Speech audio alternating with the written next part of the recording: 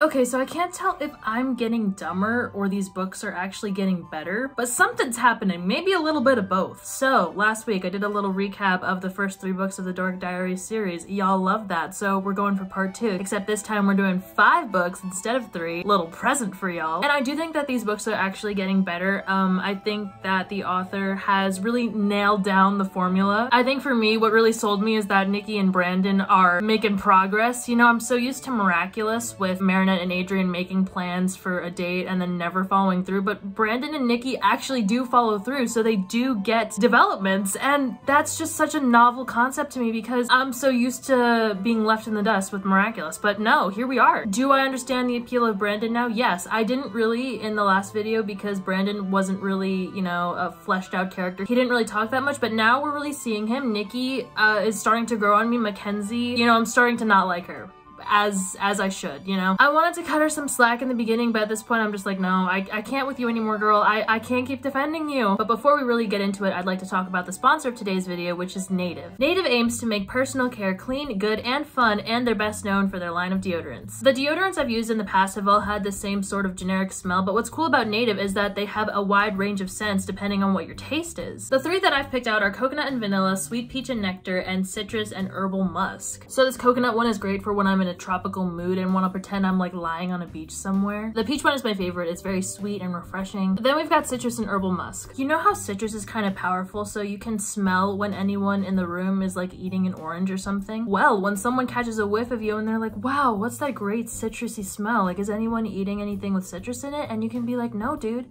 It's my pits. Native protects odor all day with 72-hour protection. I really love the texture of the deodorant as well. Like, I'm applying it right now. It feels very smooth and not sticky. Also, the deodorants are aluminum-free, paraben-free, and vegan and cruelty-free, and have simple and effective ingredients that you know, such as coconut oil and shea butter. Native also offers a 100% plastic-free version of their deodorants using the same formula but with more sustainable packaging, making it earth-friendly. And they also have amazing body washes and lotion. They sent me a body wash from their candy shop collection smelling like strawberry and vanilla taffy. It is marvelous. It smells divine and feels great on my skin. Use my link and code TODHunter to get 20% off your first purchase at Native. This offer is available site-wide but only for a limited time, so stock up and save. Thank you to Native for sponsoring this video. Now let's get back to Dork Diaries. So I don't know if I've explained this before, but every Dork Diaries book takes place over the course of a month. So the first 3 books were September, October, and November, and now we're starting in December. So there's this Holiday on Ice charity show where if you participate, your sponsor will get $3,000 and you'll also get an A in gym class. Because I guess they have an ice skating section. I don't know if any of you guys have ever had an ice skating section in your gym class, but I feel like that would be so fun. I never got to do that, so I'm jealous. So Chloe, Zoe, and Nikki signed up to do a group routine and they want to do it to Dance of the Sugar Plum Fairy. On another note, Brandon's birthday is coming up and he invited Chloe, Zoe, and Nikki, but Nikki decided not to go because one day Brandon called her, but Brianna answered the phone and called Nikki a crusty-eyed, hairy-legged monster. And Nikki thought that would cause Brandon to find her absolutely repulsive. So, you know, in a sort of damage control preventative measures situation, she ended up telling Theo, who's one of Brandon's friends, that she won't be able to make it to the party because she has to attend to like some sort of unicorn emergency. So then Brandon confronted her about that because, you know, that sounds ridiculous. And then she ended up agreeing to go to the party. Then they started talking about Brandon's newspaper project because he was photographing all these cute animals because he volunteers at this animal shelter called Fuzzy Friends. And then he asked Nikki to volunteer with him at the shelter. Turns out Brandon is a man of many interests and wants to be a veterinarian when he grows up. I'm not gonna lie, if I met Brandon in middle school, I would have been down atrocious. Nikki, I totally see where you're coming from. So Nikki and Brandon had a blast volunteering together and being cute or whatever, but then the next day Brandon is missing from class because he had to attend to some sort of family emergency. And when he returns, he tells Nikki about this tragic news that Fuzzy Friends is owned by this retired couple, an old retired couple named Betty and Phil broke his leg and Betty can't continue running the shelter on her own, so they're gonna have to close down. So Nikki has this great idea to sponsor Fuzzy Friends for the whole Holiday on Ice show thing because they hadn't found a charity yet. Brandon is super grateful and ends up saying, no matter what happens, I just want you to know that I'll never forget you.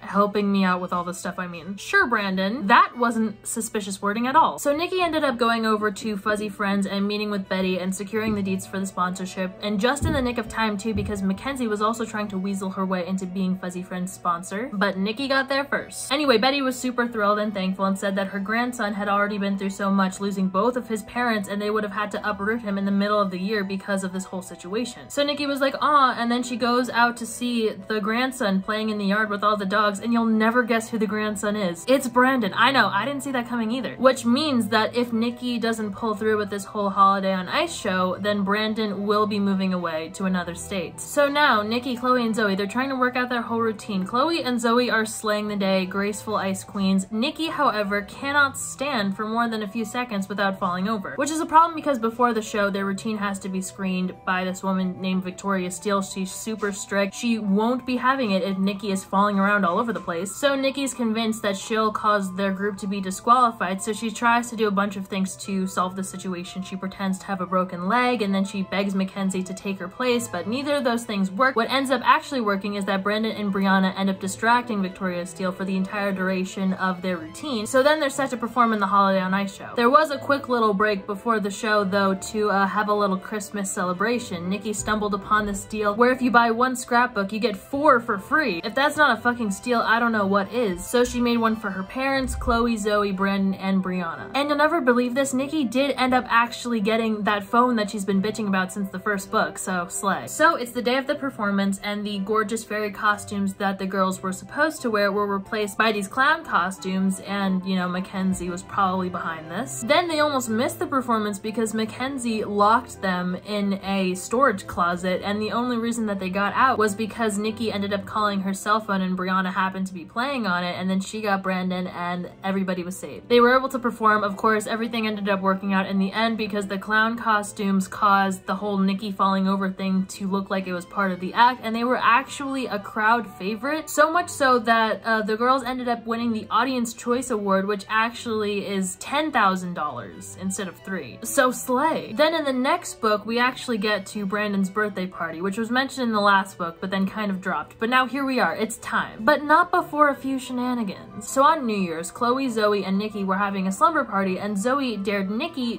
to TP Mackenzie's house, which they did. However, they got caught in the act when Mackenzie came outside, but Mackenzie claimed that she thought that Brandon was the one behind this because he wanted to get her attention or something. Then later, Mackenzie tries to blackmail Nikki by saying that she will tell the principal that Brandon was the one who TP'd and egged her property, causing him to get suspended, but she won't do that if Nikki gets Mackenzie an invitation to Brandon's party. So Nikki thinks that the only way to prevent Mackenzie from spreading this news around on her gossip column in the school newspaper is to actually join the school newspaper and try to stop it from the inside. So Nikki tells Brandon that she's gonna join, and he's like, oh, perfect, girl, you'll be perfect for the photo layout position. And so Nikki goes on the day of signups to sign up, but her name gets crossed off the list by Mackenzie and replaced by a CCP girl. So Nikki ends up being stranded with like no spot on the school paper. So she goes to talk to the wacky teacher in charge of this whole thing, Mr. Zimmerman, and he gives her the task of revamping the advice column under the pseudonym Miss Know-It-All. At first, she got 0 requests, but with the help of Chloe and Zoe, they revamped the request box. They put up posters all around the school. They got the whole school buzzing about it. It was all the rage. Everybody and their mama was asking for advice. She even got a letter from a secret someone, and here's what it says. Dear Miss Know-It-All, I met a girl last September, and we immediately hit it off. She's cool, smart, funny, and a talented artist. I'm beginning to think we could be good friends, or maybe even more, but I'm really bad at expressing myself, and whenever I try to tell her how I feel, I panic and just end up staring at her like an idiot. My biggest fear is how she'll react because I'm not really sure if she likes me back. I'm also worried she'll find out that I don't come from a wealthy family like all the other kids at the school. I haven't told anyone about that because I'm afraid they'll treat me differently. Should I be honest with her and risk being rejected, or keep everything to myself so we can stay friends? Shy guy. I wonder who wrote that. So the very next day, Brandon goes up to Nikki in bio after she responded to his advice in the Miss Know-It-All column, and basically she told him to go for it, and here he was. He said there's a lot of stuff he wants to share with her about his background, but he's nervous to do it. He said he feels so comfortable because Nikki is so honest and truthful and comfortable in her own skin and secure and confident, and she never tries to be someone she's not, and she's such an inspiration to him, and he considers her one of his best friends. Now here is where I have to give props to my girl Nikki because homegirl fully acknowledges that that description of her is complete bullshit. But then again, side note, it is interesting because when you develop a crush on someone, you kind of inherently idolize them a little bit, so So not to say that all those things aren't a little bit true about Nikki, but I wonder when the illusion will come crashing down on him. Anyway, Mackenzie finds out that Nikki is Miss Know-It-All because she sees Nikki getting the MVP award for the school paper and sees her rummaging around in the Miss Know-It-All like boxes. So Mackenzie decides to confront Nikki, saying that she's set up a meeting with the principal, and she reveals that she's been double blackmailing. So remember in the beginning she was blackmailing Nikki about the whole Brandon TP situation? Turns out she actually knew it was the girls all along and was blackmailing Brandon about the same thing in order to get an invite directly from him. Say what you want about Mackenzie, homegirl knows how to get shit done. But right before the meeting with the principal, this girl named Marcy, who's from the school paper, comes out and interviews Mackenzie and starts asking her about the shenanigans that went on the Holiday on Ice show, mainly the whole costume mix-up situation and Mackenzie locking the girls in a storage closet. Marcy only found out because Brianna was handing out little drawings of her own newspaper in her class, and Marcy's little brother got one of the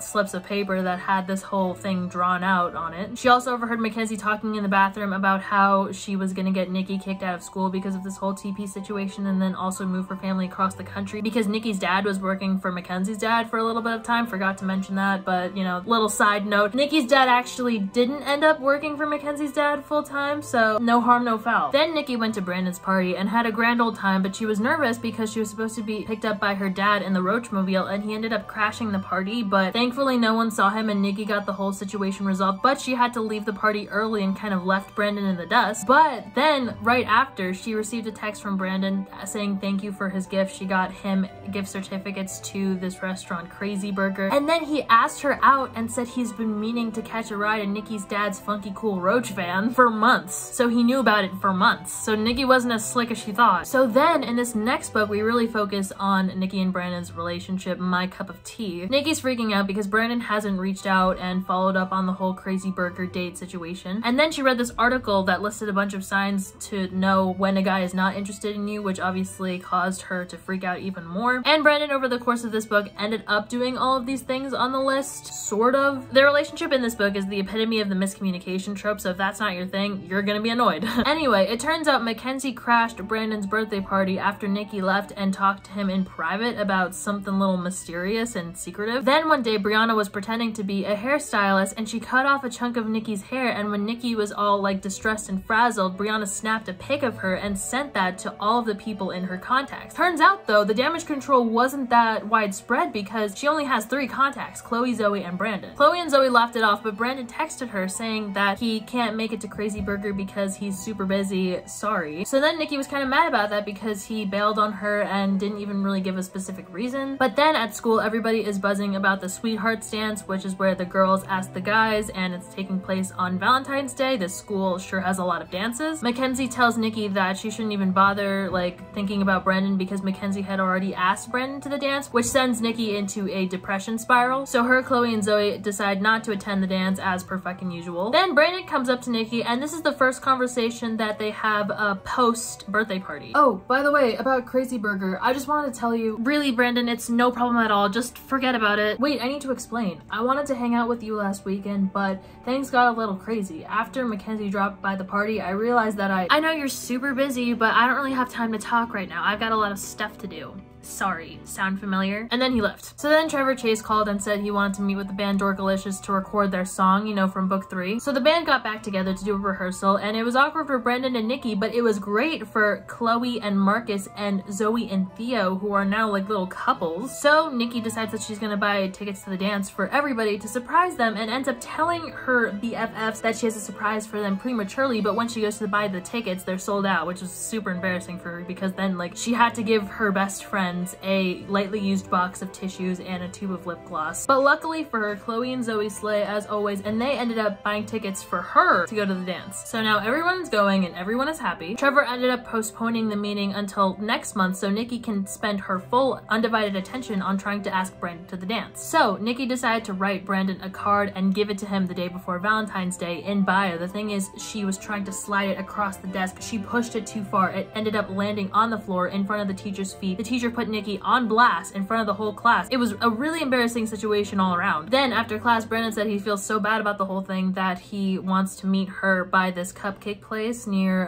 Fuzzy Friends so they can hang out and chat. But right before they were about to meet up, Nikki got a text from Brandon saying like, hey Mackenzie, wasn't bio so crazy? Which causes her to spiral because he's like, why is he texting Mackenzie but like accidentally sending it to me? So she rips up the Valentine that she made for him and flushes it down the toilet. Then on Valentine's Day, aka the day of the dance, school was canceled because there was a huge snowstorm, so the dance was postponed until February 28th. Then when everyone returned to school, the photo that Brianna took of Nikki at the beginning of this book where she was looking horrendous with her hair, that was posted on like a bunch of posters that were up all over the school under the guise that Nikki was trying to run for Sweetheart Princess, which is kind of like prom queen. Then she got a text from Brandon saying that she looked freaky in the poster but he still wanted to be her friend, and she's been getting weird texts from Brandon like this whole time. And now Nikki's confused because Brandon keeps sending her all these weird text messages that are low-key insults. And you know, as we remember before, Nikki only sent the picture to 3 people and Chloe and Zoe wouldn't do this, so that only leaves Brandon as the sole suspect. Then while Nikki was in the library, Brandon goes up to her and tries to ask her to Crazy Burger again because the last time he tried, he told her that she told him that she was super busy. And then she said, wait, no, we couldn't go originally because you said you were super busy. And he said, no, she told him she was super busy at the lockers. And then she said, no, he actually stood her up. And then he said, no, he actually didn't when he tried to explain she shut him down. And then she said, no, that's not what happened. When she was trying to have a conversation with him, he ended up walking away. So anyway, then they all got tired of this argument and Brandon said, would you want to go to Crazy Burger with me? And Nikki said yes. And you know what? They actually did end up going to Crazy Burger. This is what I'm talking about, miraculous. Let them go on a date. They had a grand old time and Brandon ended up telling Nikki that Mackenzie asked him to go to the dance and was even trying to bribe him by saying that she'll have her dad make a hefty donation to Fuzzy Friends if he says yes. But he was holding out for someone else to ask him to the dance and Nikki eventually got the hint and asked him and he said yes. Her grandma got her this fabulous new dress for the dance, but right before she was about to leave, she got a text from Brandon saying that he's bailing on her because he has the flu, and then she was crying, and then Chloe and Zoe came to get her, and then they gave her a little pep talk, and then the 3 of them ended up going to the dance. However, when they all got to the dance, Marcus and Theo, Brandon's friends, ended up informing them that Brandon is in fact at the dance talking to Mackenzie, which obviously sends Nikki into a spiral. There's a little pattern here going on. So then Brandon stood outside the bathroom and tried to have a heart-to-heart with Nikki through the bathroom door, and Nikki was like, you should have just told me you want to go to the dance with Mackenzie, and he was like, bitch,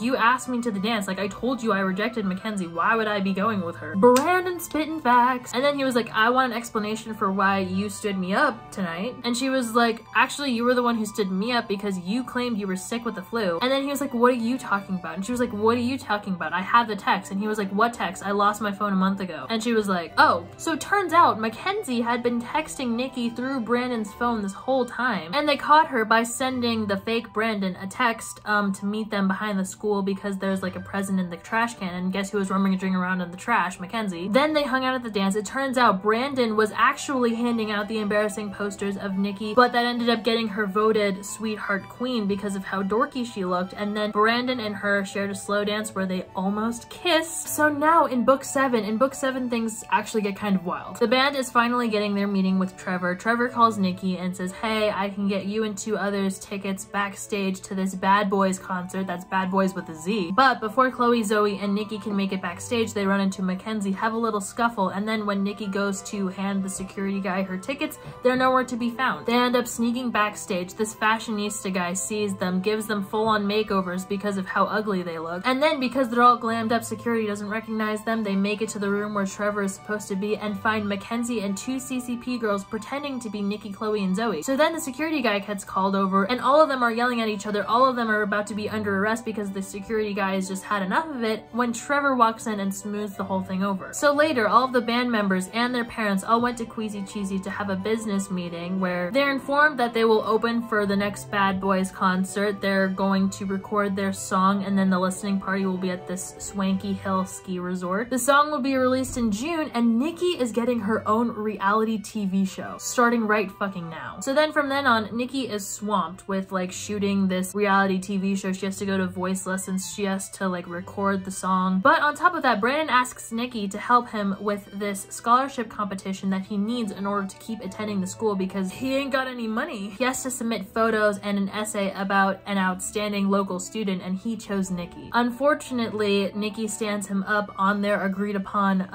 date and location because, you know, she, like I said, she's really swamped. Then she was tasked with finding backup singers, holding auditions, and then Mackenzie becomes a choreographer, which obviously makes things worse. So she ends up standing Brandon up again, but that's not entirely her fault because she ends up going to the meeting place, which is the library, but she falls asleep at a cubicle, so Brandon never even knows she's there. I know, tragic. Then Mackenzie and Nikki get into a scuffle because Nikki missed dance rehearsal, and so Mackenzie decides to cancel all the rehearsals and goes out and tells the reality TV show crew that Nikki's in a love triangle with this guy, and then she name drops Brandon, so then everybody knows that it's Brandon, which is extra spicy because he's one of the members of the band, and Mackenzie says that he thinks that they're gonna break up like tomorrow. So then the director of the reality TV show wants Brandon on cameras too. They want Nikki to break up with him. They want this whole like scripted breakup thing. So Nikki ditches the crew and tries to warn Brandon and apologizes for being so flaky. So then Nikki and Brandon ended up meeting up at the recording studio to chat, and then he ended up telling her that he actually finished and submitted the project using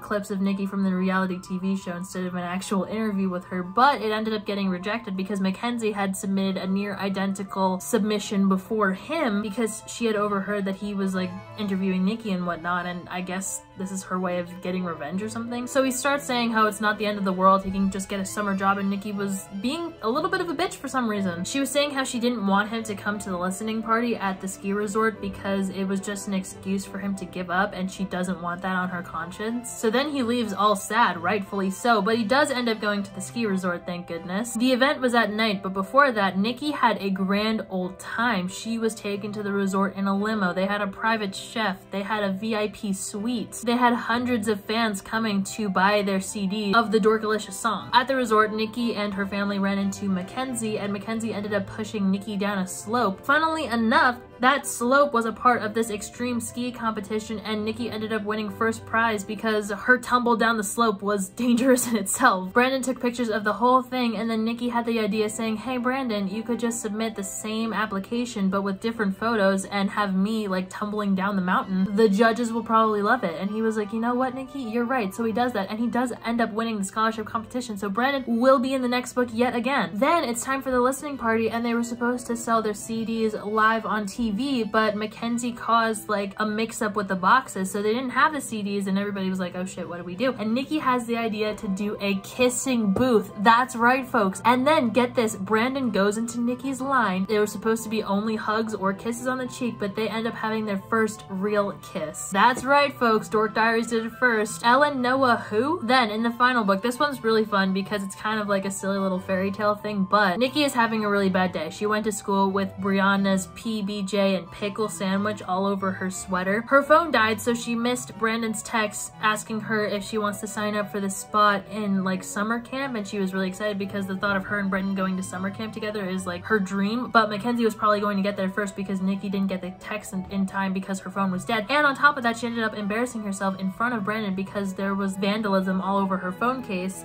courtesy of Brianna. Then in gym class, Mackenzie hurled a dodgeball at Nikki's face so hard that Nikki went into a full-on dodgeball-induced fairy tale coma. This book was fun because it depicts the characters from Dork Diaries that we all know and love as classic fairy tale characters. Nikki was Dorothy at first, but then became Alice from Alice in Wonderland. Zoe was Little Red Riding Hood, Chloe was Goldilocks, and Brandon was, of course, Prince Charming. But, of course, everything ended up being a dream in the end, but it was still a fun time. Let me know if you want a part 3. I feel like I have read all of the books up to this point at one point, but starting from book 9, I don't think I have read any of the books to come. I believe there are currently 14 books out now. There are still books coming out in the series. There's going to be a 15th book released, I believe, this upcoming September. So will you catch me to be first in line in Barnes & Noble for that release? Yes. Anyway, I hope you enjoyed. Hope you had a good time. Hope you're having a good day, and I'll see you next time.